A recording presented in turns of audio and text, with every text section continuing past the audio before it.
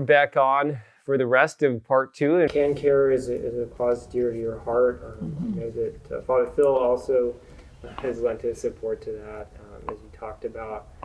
Could we go back to the moment of St. Teresa being present to you during your diagnosis? But if you'd like to share about that, how you experienced St. Teresa's response to your diagnosis, that would be greatly appreciated, just to give some perspective to how St. Teresa's been present to you in your life.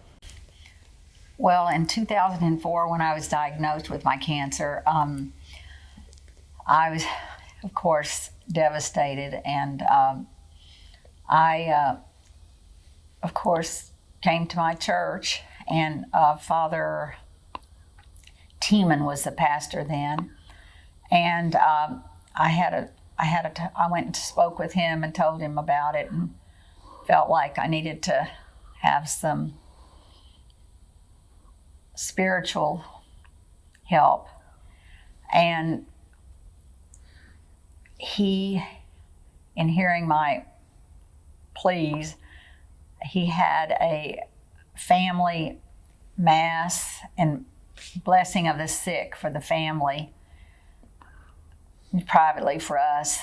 And I don't know, after I had that sacrament of the sick blessing, I wasn't afraid anymore. I knew everything was going to be okay. So it was very powerful in my life. And then the cancer journey, from then on, of course, I had lots of spiritual help from a nun at MD Anderson.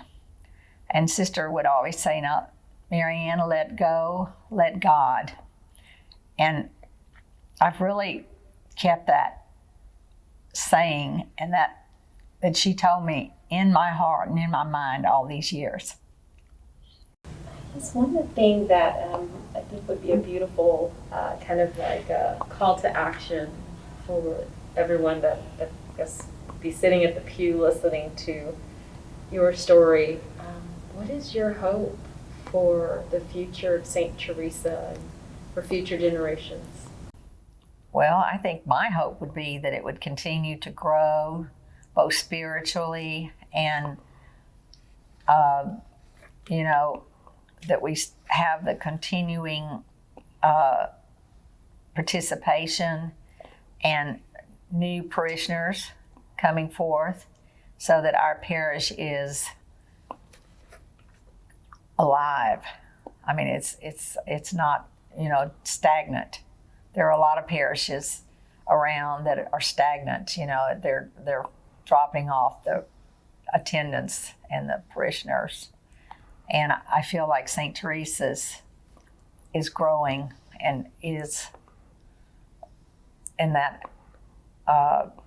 particular venue, that they are definitely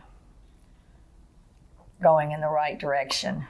And I think a lot of people love it here because of that. I know the density in this area is increasing. You get more people living in these townhomes and everything. They're closer together. So we're getting more people within the boundaries of the parish. And so that in itself means we'll probably have greater numbers. But we don't live within the boundaries, and we still come here. Mm-hmm. And I know several other people who live outside. For me, we live about 6 or 7 miles from here, so it's no big thing.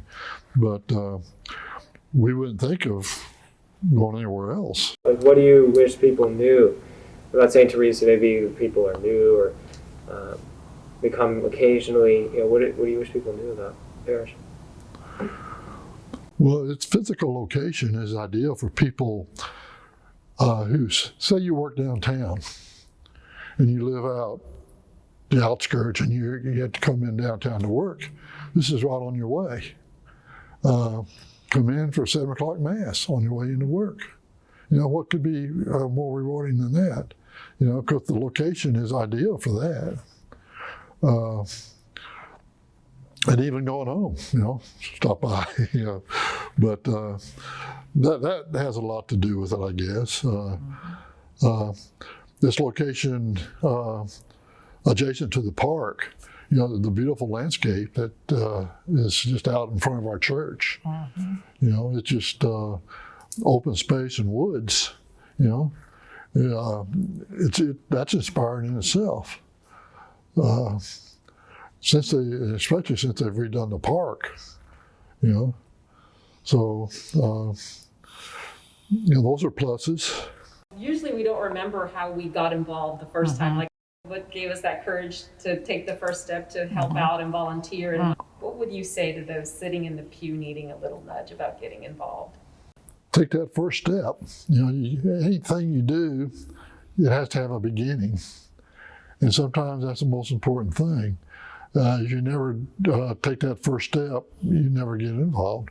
I know that first call I made to Casa Juan Diego when I talked to Mark Swick, if I had made that call, probably would have maybe gotten involved, or maybe it would have been later. And he told me to show up Tuesday morning, 6 o'clock for food distribution, okay? That was the beginning. By participating in the activities of the parish, by volunteering, I think you feel like you're you're participating in the parish. Going to Mass and you're just an observant and then leaving. But when you give of your time to the parish, I feel like you become more involved and you become more part of the parish, and it's very rewarding. It's a very rewarding experience. Thank you both. It was rewarding for me to be on set today, and for Cynthia. Thank you so much. Such a privilege.